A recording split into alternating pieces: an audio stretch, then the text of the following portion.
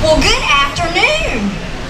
My goodness, how proud I am of each one of you who felt that it wasn't too hot to come out to the hangar today.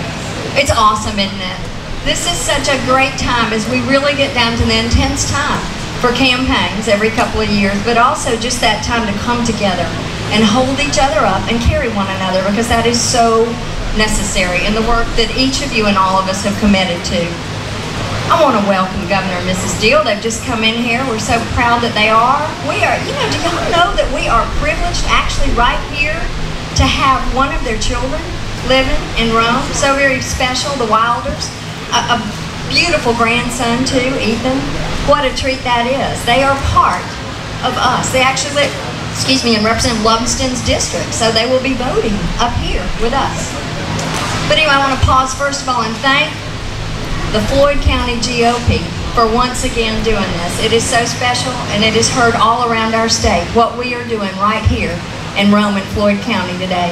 The Republican women, the young Republicans, the college Republicans, the local Tea Party, all of you who care and may not be part of a party, but care very, very much about moving forward with conservative principled leadership. More than anything though, I want to thank y'all for pausing, for making this a huge priority for today. It honors me, it honors each person that has spoken, it honors those that are about to speak, and it certainly honors the Tillmans who so graciously offer this place and this time. I thank you for it. I have a public service announcement. I think that's what Mark Butler called it just a little while ago. You'll notice that our speaker is missing today. In Macon, the House Republican Caucus is having a very important meeting where we are gathering to look at the future, the steps that are just ahead. I believe that our governor and the next U.S. Senator for the state of Georgia, David Perdue, just flew in from there. They were there for the House members, and it is like a family, y'all. We look out for one another, and we take care of one another. And last night, Eddie Lumsden took care of me, because Eddie and I couldn't let him have a party without us being there last night. They had a little dinner. So we went down, and he is the greatest driver. Y'all know he's a former state patrolman. It's awesome to have that taking us there, and we made some great time coming back, so that was good. That was really, really good.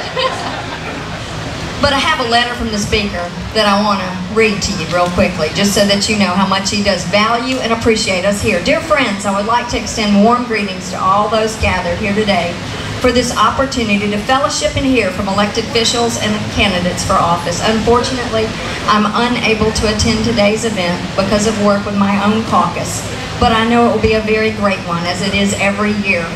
As Speaker of the House, I want to thank you for your hard work and dedication to the Republican Party. Our ability to govern depends on your efforts to elect people to office like the ones standing before you today, who are conservative, trustworthy, and focused on creating jobs for all of Georgia. Northwest Georgia has outstanding leadership in the Georgia House of Representatives, and I count all of them as my friends, and I know you do too. Once again, I wish you well today and hope to have the opportunity to visit with you in the future. From David Ralston. So I want to leave you with just a couple of quick things as we move forward here. We're on a path that I don't think any of us ever thought we'd be on. I certainly don't think that those who fought and died to come to this country and to sustain it over the many, many years in its history would even believe some of the things that are happening today. Well, it starts in local government. It extends to the state. And then certainly we have some very important votes to make this year to protect our federal government and to keep those principled conservative leaders in place and to grow it, and you know what? It's like climbing a mountain. If you look just right in front of you and your feet are trying to find those little rocks to step on, it's a little hard and it's a little overwhelming, and you might want to back off and back down and think, I cannot do that. But if you'll keep your eye on the top, if you'll keep your eye on that summit, the journey's easier. So I'm going to ask y'all to help us all do that. Keep your eye on the summit as we all work together to make this happen. It is a mere 73 days till Election Day, and 51, I believe, until early voting. Thank goodness we're all ready, actually, aren't we?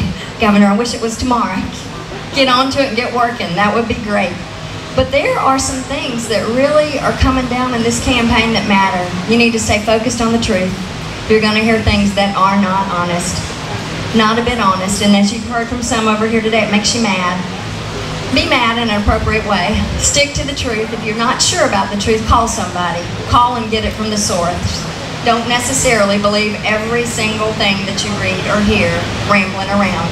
Help us dispel the truth. Help us make sure that we are speaking with a voice that will always be around, because we're trusted for telling the truth. Decide what you're for. Decide who you're for. I hope it's everybody that you've heard from today. I think it is, or you wouldn't be here sweating with all of us. So get behind us and help us. I have a tough race. I've had so many people come to me and say, you have an opponent? I do.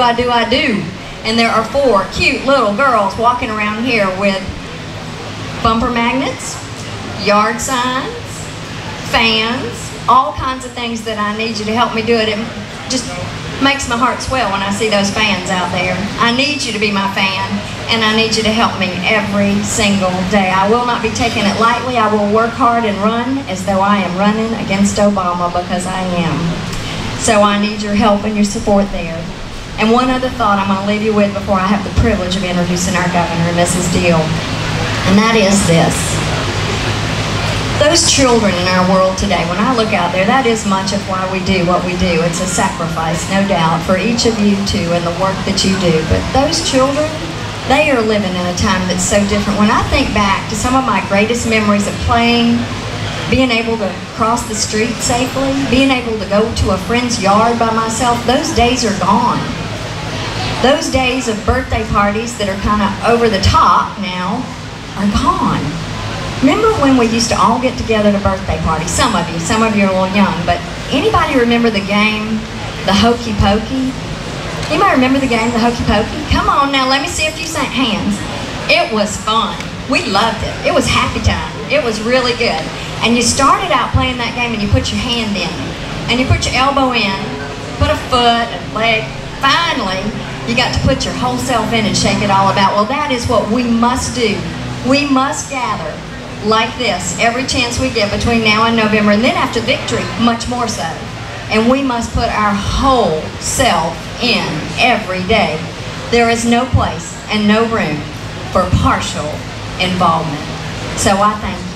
I thank you so much. It is a privilege to work, and to work beside Governor and Mrs. Deal. Governor Deal is Georgia's 82nd governor, and he has worked tirelessly to make Georgia #1 in job creation and in jobs and in business-friendly environment that we have here, and it is working. He has worked hard reforming our tax code, reducing burdensome regulations, and recruiting businesses to relocate or expand here. He has helped to create the latest numbers, and I bet you they're growing as we speak, to create over 235,000 new jobs. So when you read those jobs reports, take that into account. There's a ton of new people working that didn't have jobs. And it's been recognized nationally and internationally.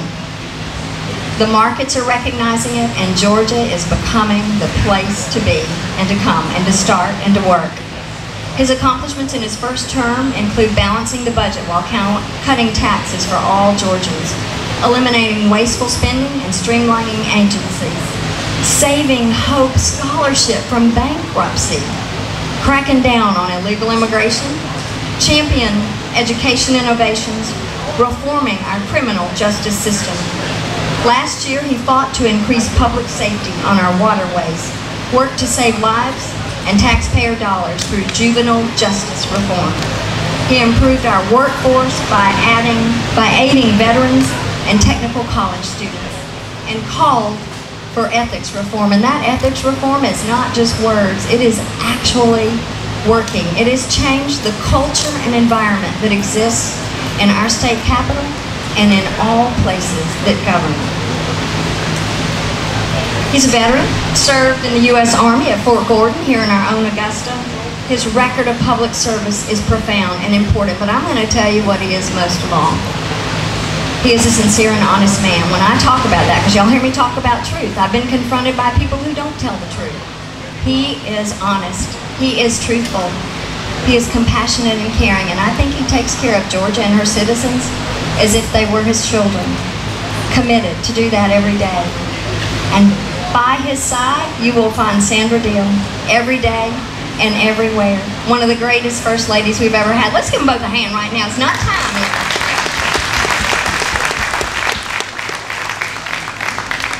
I am privileged to serve on Mrs. Deal's Children's Cabinet and her Governor's Office of Children and Families Advisory Board, as is Tim Burkhalter. I think I saw Tim out here just a little while ago. We serve on that advisory board together.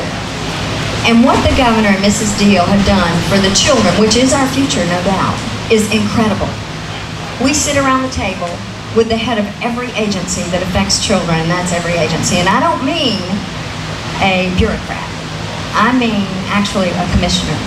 I mean somebody who can go home and 5 minutes later go back to their office and make something happen for our children and our future.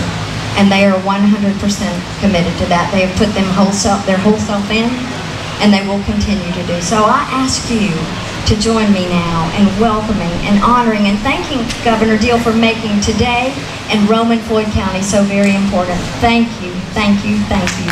Governor Nathan Deal.